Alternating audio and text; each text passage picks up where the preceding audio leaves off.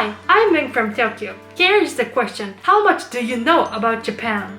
In this video, I will show you the top 10 things about Japan that are not often mentioned. In my previous videos, I've introduced information that you should know before you go to Japan. For example, I've covered scams and the izakaya appetizer system. However, there are actually some things about Japan that not many people have told you. Let's see what they have. Okay then, let's go. Number 1. Women-only car. In Japanese trains, women-only cars are provided for the safety of passengers, especially female passengers. These cars are identified by a pink mark on commuter trains in large cities like Tokyo and Osaka. They were introduced to protect women from sexual harassment such as molestation and voyeurism. Women-only cars are usually designated as one of several cars and are available to women, small children, and the elderly. The hours when women-only cars are available vary from one railroad company to another but are mainly limited to the morning commuting hours from the first train to around 9:30 a.m. At other times and on weekends, women-only cars are available to everyone. During other times of the day and on holidays, anyone can use the cars. While many women support the system as a safe way to commute, some men have been critical of it. In particular, some have called for the establishment of male-only cars due to the fears of false accusation of molestation. Regardless of whether you choose to ride in the women-only car or not, the peak commuting hours from 7 to 9 in the morning and from 6 to 8 in the evening are very crowded. It is recommended to move your boarding times if possible, as they are extremely crowded. Crowded trains are uncomfortable for many people and may cause unnecessary trouble. If you still plan to take the early morning train, men should be careful not to enter the women-only car by mistake. Number 2. Person on the tracks. Japanese trains are so strict about timing that even the slightest delay is announced with an apology. However, trains often stop for hours mostly due to the personal injuries. Approximately 300 personal injury accidents occur annually within JR's jurisdiction, especially in central Tokyo. This means that some form of personal injury accident occurs near Tokyo almost every day. The causes of these accidents vary from suicide to unconsiderable faults, often due to drunkenness or stumbling on the platform. Despite Japan being an attractive country with abundant tourism resources, it also has a high suicide rate on a global scale. To address this issue, railroad companies have implemented several measures such as installing platform doors, patrolling station staff, and increasing cautionary announcements. In particular, the number of personal injury accidents has decreased notably due to the installation of platform doors, especially on the Tokyo Metro. When personal injury accidents occur during morning hours, trains may be significantly delayed. As an alternative means of transportation, other rail companies often cooperate to provide a transfer service. Buses and cabs near the station where the accident occurs are also expected to be crowded but should be considered as alternative transportation options. Number 3. Sarcasm. You might have the impression that Japanese people do not use sarcasm very often. In fact, this is not the case, and the use of sarcasm is particularly noticeable on the former Twitter. For example, consider the term inbound don. This refers to a bowl of rice served to foreigners at a price higher than the market rate, a term that has emerged due to the growing inbound demand. While inbound don may seem overpriced to Japanese people, foreign tourists often do not feel the same way. This is due to the sharp depreciation of the yen and the fact that the average salary in Japan has not that increased in the past 30 years. On the other hand, salaries in other countries, especially in Europe and the US, have been steadily increasing. This has caused the Japanese to experience a relative decrease in their wealth compared to these countries. You can imagine what I mean. In short, the term inbound don is used to express envy because it refers to something that is seen as too expensive and affordable. It also includes a sarcastic comment about restaurants that charge high prices for it. Another term I'd like to introduce is shachiku. This means company chattel, and it describes a situation where a person's will and life are completely controlled by their company. It serves as an ironic commentary on workers' frustration with their companies and as social criticism of such conditions. Number 4. Bicycle. In central Tokyo, many people do not own cars or motor bicycles, and bicycles are their primarily means of transportation, in addition to trains and buses. Especially on narrow urban streets, bicycles often share the same side of the road pedestrians, and accidents frequently occur when bicycles suddenly appear in front of pedestrians. In fact, in Tokyo, more than 40% of the traffic accidents are caused by bicycles. Until now, laws and enforcement against dangerous bicycle riding have not been strict, and the problem of dangerous riding has yet to improve. However, the government is aware of the issue and plans to enact a law by 2026 that will strengthen penalties for traffic violations by bicyclists. Under this new rule, 112 different offenses will be set for bicyclists who are 16 years old and older.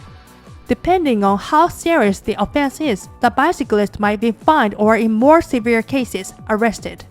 Specifically, rules against using smartphones while riding a bicycle and bicycling under the influence of alcohol will be strictly enforced. Conversely, until the law is enforced, there will be an ongoing risk of encountering dangerous bicycling.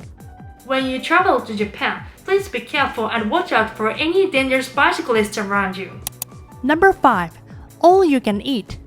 All you can eat restaurants are popular among foreign tourists in Japan. They are particularly popular with families and groups because diners can enjoy many different dishes for one set price within a certain time limit. Some all-you-can-eat restaurants offer a wide variety of dishes, while others specialize in specific foods such as wagyu beef, cakes, or kushikatsu.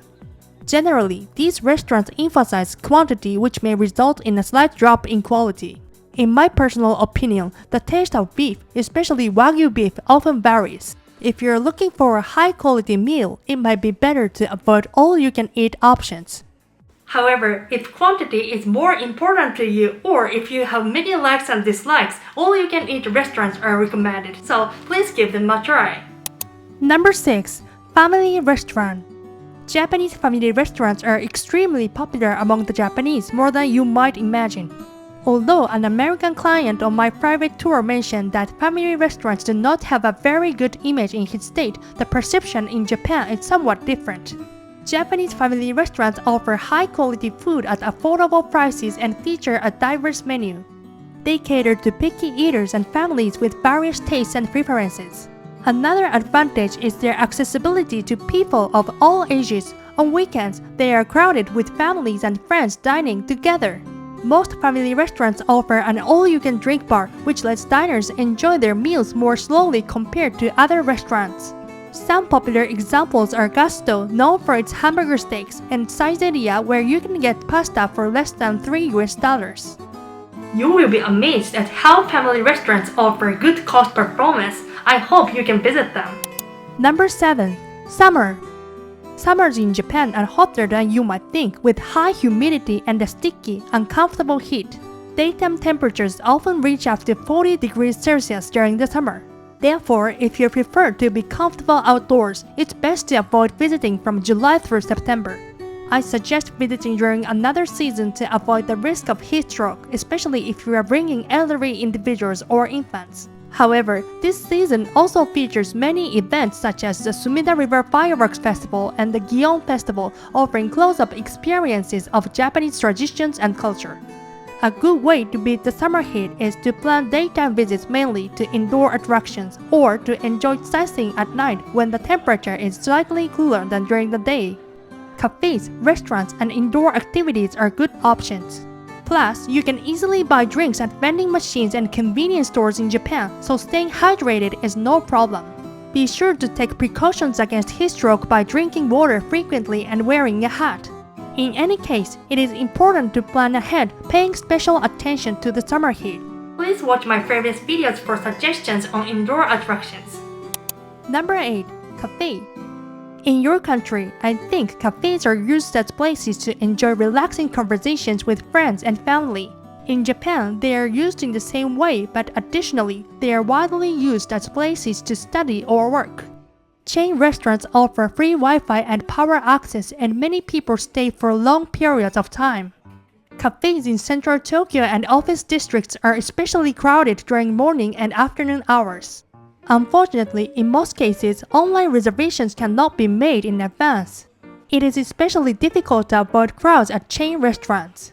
If you have flexibility with your timing, it is better to visit during the evening hours when they're relatively less crowded. Therefore, it is common in Japan to study or work for hours at the cafe. Please understand that it will be crowded, and by all means, plan your itinerary accordingly. Number 9. Train complexity. Japan's railroad system, especially the major stations in Tokyo, is very convenient and is used daily by many commuters, tourists, and business people. On the other hand, it is known to be very complicated. Among these, Shinjuku Station, which is well known for its nightlife, is used by more than 3.6 million people every day. In 2007, it was listed in the Guinness Book of Records as the station with the highest number of passengers in the world. Even those who are proficient at reading maps will most likely get lost when using Shinjuku Station for the first time. Other stations like Tokyo Station and Shibuya Station are also complex with many train lines crossing and lots of transfer options. Transfer routes are usually marked in English at the stations, so following these signs can help you find your way. If you get lost, don't hesitate to ask a station attendant for help. It is better to use a translation app. Please watch my previous videos on how to ride the train and for recommendations on useful apps. Number 10. Trash bin. As you all know, Tokyo is one of Japan's largest cities. You might expect to find many trash bins at stations and in commercial areas in Tokyo, but surprisingly, they are quite rare. Although trash bins are beginning to appear in recently established areas like Azabudai Hills and some large parks, it is still quite difficult to find a trash bin. I recommend carrying a small paper bag or plastic bag for trash disposal. If you accumulate trash while traveling, you can store it in a bag and dispose of it all at once when returned to your accommodation. Please note that littering is punishable by heavy fines under Japanese law. Don't forget to subscribe to my channel and like button. I'm offering private tours as well. If you're interested, please contact me through the link below. See you at the next video!